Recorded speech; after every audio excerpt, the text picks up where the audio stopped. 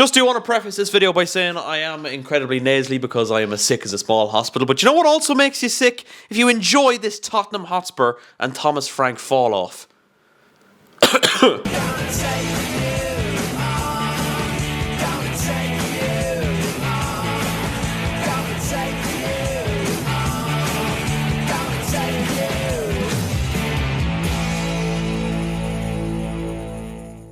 Hello guys, how are you getting on? My name's Aaron Kelly, and you know what also makes you a fucking sicko? If you're not subscribed to the Verdict channel already, like what the fuck are you even doing, man? Subscribe right now and help me get to 100 subscribers before Christmas. Please and thank you. So the main focus of this video is of course going to be on a bit more of a thoughtful and thought out, I suppose, review of Chelsea's 1-1 draw with Arsenal at Stamford Bridge on Sunday. Chelsea won, Arsenal won. First of all, I want to say it was a bit of a scrappy game, but it felt like a proper London derby. Like there was proper spite in it. When Noni Madueke comes off the bench and you've got Cole Palmer just egging on the fucking Chelsea fans who are booing him. Enzo Fernandez and Cucurella kicking lumps out of him and then roaring at him while he's on the ground. It's all just wonderful stuff. But Chelsea were absolutely brilliant. They were brilliant. And I think if it stayed 11v11, Chelsea win the game. I truly believe that.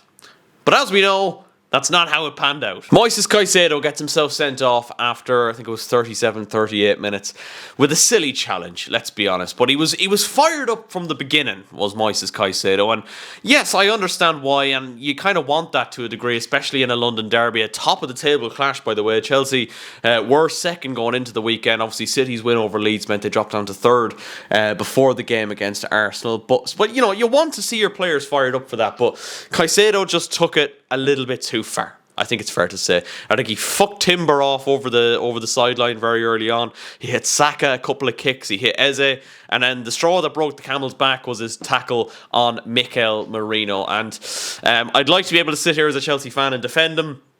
I can't. It was a red card, especially in today's climate, especially in the realm of VAR when referees and officials can look back on these kind of challenges. There was absolutely no question over the red card decision for Moises Caicedo. But I will say at that point I was quite concerned about Chelsea going into the second half with 10 men. And I will say this, Arsenal definitely were weakened, okay? But they had returning players that came off the bench like the likes of Odegaard and Gyökeres, but it was defensively that they were always going to be a little bit more ropey, starting with Nketiah and, of course, Mosquera as their centre-back partnership, as opposed to the more recognisable Gabriel and Saliba, who were both out injured. And when I seen that pre-kickoff, I was like, this is Chelsea's best chance to get at Arsenal. And they really did. And very unlucky to not score while it was still 11v11. I think, you know, I'll say it again. If it stayed 11v11, I think Chelsea win the game. I won't say comfortably, but I do think Chelsea would have won. All right, I really do. That said, though, against the odds, you could say, right at the start of the second half, 10-man Chelsea do take the lead. A Reece James corner flicked goalwards by Trevor Chalobah into the back of the net. A goal made in Cobham at the Matthew Harding end. Loops in over David Raya. And it was a wonderful start to the second half. But you could nearly argue that Chelsea scored that goal too early in a funny sense as well, because there was still such a long time and it was always going to be kind of backs against the wall at that point, particularly without your main kind of central defensive midfielder. But I have to give props to Reece James. Oh my, lads, don't compare Reece James to anyone of the sort of... I don't want to hear Trent.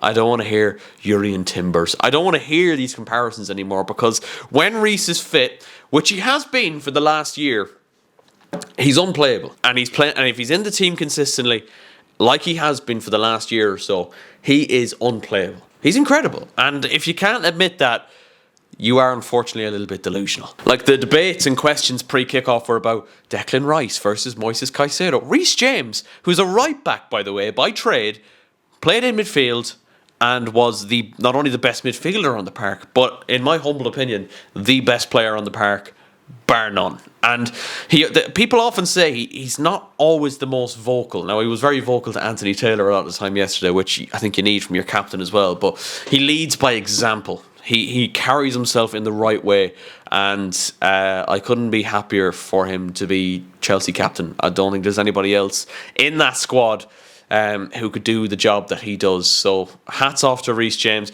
Maresca did say he's probably going to rest him against Leeds, and we'll get into kind of the midweek fixtures in just a moment. But well done, Reece James. Absolutely brilliant. Arsenal, of course, we're going to have a lot more of the ball after this, and they certainly did, and they certainly created a lot more chances, and they got their equalising goal through Mikel Merino, ironically enough, and playing once again in that kind of false nine role as like a makeshift centre forward. Gyökeres only coming back from injury, like I mentioned earlier. Poor defending. It was the first time really that Saka managed to get the better of Cucurella. He swoops it into the back post, and Fofana just does not mark, and I think it was Gusto was left with Mikel Merino. If he hadn't nodded it in, I think it was either Madueke or Gyökeres or someone behind him would have put it in for 1-1. So, but after that, I will say Chelsea didn't have a huge amount to deal with, and I expected more from Arsenal. I really expected them to come out of their shell a little bit more. Sanchez makes one good save after a shot on the edge of the box. I think it was from Merino again, actually, ironically enough. Takes a kick from Gyökeres in the process.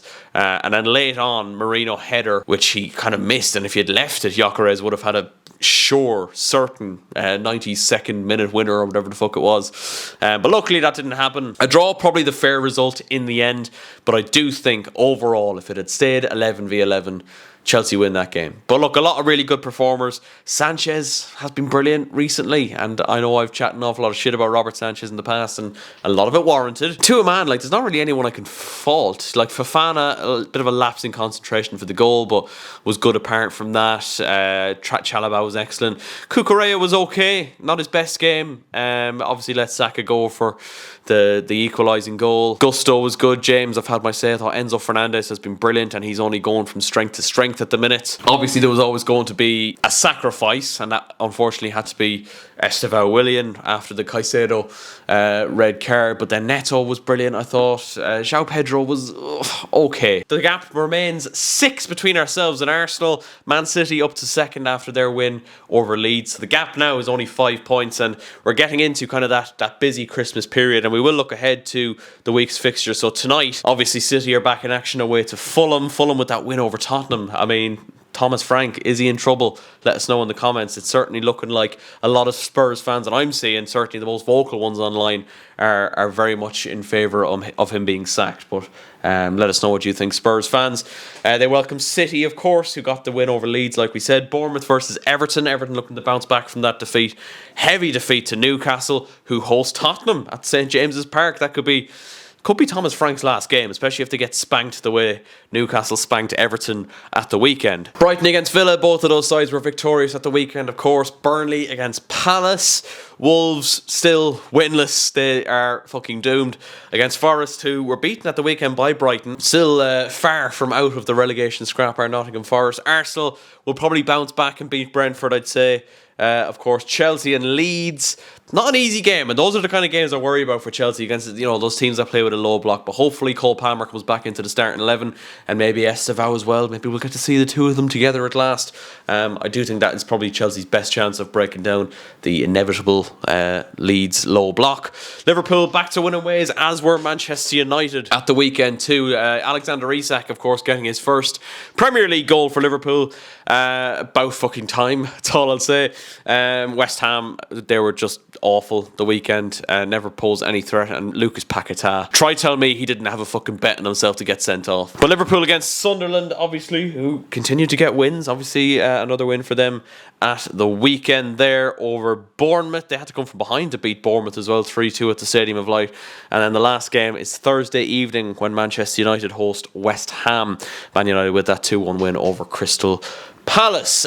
So hopefully we'll do a little kind of match reaction wrap up to all of those games. That'll come out hopefully on Friday. But we will see. It's kind of getting into that busy Christmas period here now.